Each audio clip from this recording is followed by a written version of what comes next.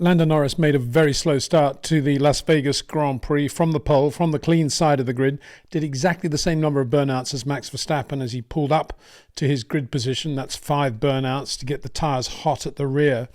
So what happened? Was it the clutch? Was it the revs? Was it wheel spin? Well, one of the things that stood out was that Max dropped back appreciably from Lando as they approached the starting grid area, and Lando got on the radio to say this is not right, he's taking the piss, and this is not allowed by the regulations. Of course, what Lando was worried about was the tire temperatures coming out of his McLaren as he sat on the grid, as he pulled up to his grid slot, and this, of course, he felt was a Max Verstappen ploy. Well, let's have a look and see whether there is any regulation actually governing that specific instance. The nearest I could find was Article 4311 of the Sporting Code, and that is unless there have been any updates that we don't know about. And 4311 of the Sporting Code says, during the formation lap, practice starts are forbidden and the formation must be kept as tight as possible. Now, on the face of it, that's all-embracing. It's got to be as tight as possible, and practice starts forbidden. Here, of course, we should point out the difference between a burnout and a practice start. A burnout is not a practice start, and burnouts, of course, are allowed. The practice starts are what they do at the end of FP1, FP2, FP3. They go to various different grid positions to try to get information on what the track surface friction is like, and that is fed back, of course, to the engineers who then work out clutch positions and so forth. But the grey area, of course, is that the formation must be kept as tight as possible. What does tight mean, and what does possible mean? Lando, of course, would argue that at Vegas it was not kept as tight as possible. But Max Verstappen, I'm sure, if pushed, and Red Bull for that matter, if asked about this, would say, well, we were keeping it tight, but when the driver in front is doing burnouts, we drop back for safety reasons. And how can you criticize him for that? And of course, that's what Max Verstappen did, so good luck to him, and he got an advantage there, probably. But how much temperature actually would Lando have lost from his tyres in moving slowly up to his grid position and then sitting there on the pole waiting for Max in the field to catch him? There's no better person to ask about that than, of course, Mark Slade. And I chatted to him earlier today exactly about that and about other start procedures before a Grand Prix. To be honest, it's rolling along slowly that does the most damage to tyre temperature. So the tyre has to be in contact with cold tarmac and travelling at a slow speed. So you got basically a longer duration of each infinitesimally small part of the tyre being on the track and losing temperature. When you're actually just sat parked, the drop is relatively slow.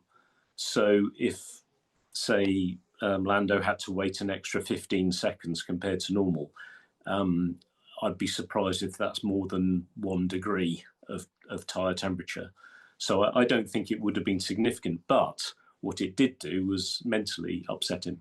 Yeah. The fact is that the closer you can do your burnouts together, the more temperature you get. But the reason he'll have been told to do 5 burnouts is that the team will know what sort of burnouts Lando does, and they will know what sort of temperature gradient they get from the way he does his burnouts. And they will have worked out the number of burnouts he needs to do based on that. So you'll see the different drivers doing different numbers of burnouts because they'll do them in subtly different ways that result in slightly different temperature gradients.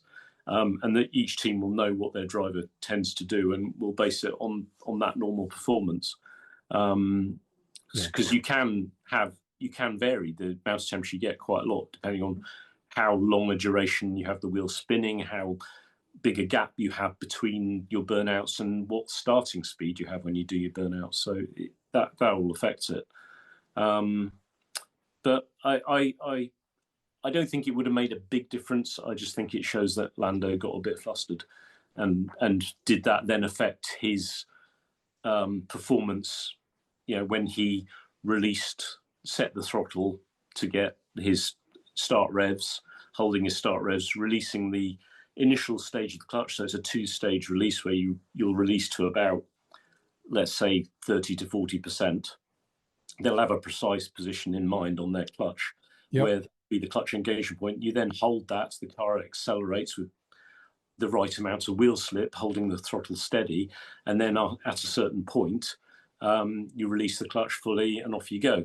Now, the problems that occur are that you release the clutch too little, and you don't get enough engagement, so you actually underperform the start, you don't get enough slip, or you release the clutch too much and you get too much slip, and so the acceleration is poor because you're slipping too much.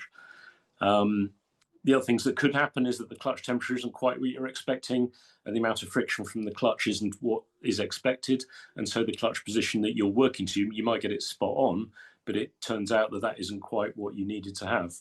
But it's more likely the driver just doesn't quite get the correct point. So I'd imagine that, it looked like his initial reaction was similar. I think you said from the numbers the FIA released, it looked pretty good. So I'm guessing he just, most likely, he just didn't release the clutch quite enough, possibly anticipating that the tyres were a bit cold. Maybe again in his mind, I've been sat here a long time, I better be careful. And he didn't quite release the clutch fully, and it actually underperformed. So. And then quite quickly, because of what Max was doing, he was off the clean line anyway and aiming down to the left where the track's dirtier. He's sort of mitigating the advantage of being on the clean line anyway. Quite early on in the start. Yeah, he pulled across very aggressively, didn't he? And got the front of the car onto that very slippery, almost onto the white line on the inside. I mean, he actually pulled over too much, didn't he? Yeah. And but Mark, on that point, when you're doing the practice starts on Friday and Saturday, I presume you try to do one start from the dirty side and one from the clean side, do you? But of course, the clean side is going to be cleaner by Saturday than it was on Friday. How do you actually work that out in terms of what practice you do? Well, you normally have on the grid, you have those three opportunities: the end of P1, the end of P2, the end of P3. And the teams I've worked with, generally you alternated it. So each driver did one side in one session, the next side in the next session, and back to the other side in the final session. So one driver will have done two on the left and one on the right, and vice versa. Again, normally the control system guys or the tyre engineers will, from experience and from previous knowledge, have some idea how that grip is likely to vary across the event. Some teams actually go out and measure the grip on the Friday night and Saturday night, if they have their own track grip measurement devices. What is that? What is a track grip measurement device? It's basically a little box with a thing that rubs the surface of the track, and it gives you an indication of what track grip you've got. Pirelli have one as well, and they give all the teams a report pre-event of track grip. But some teams have their own and will do their own measurements as well.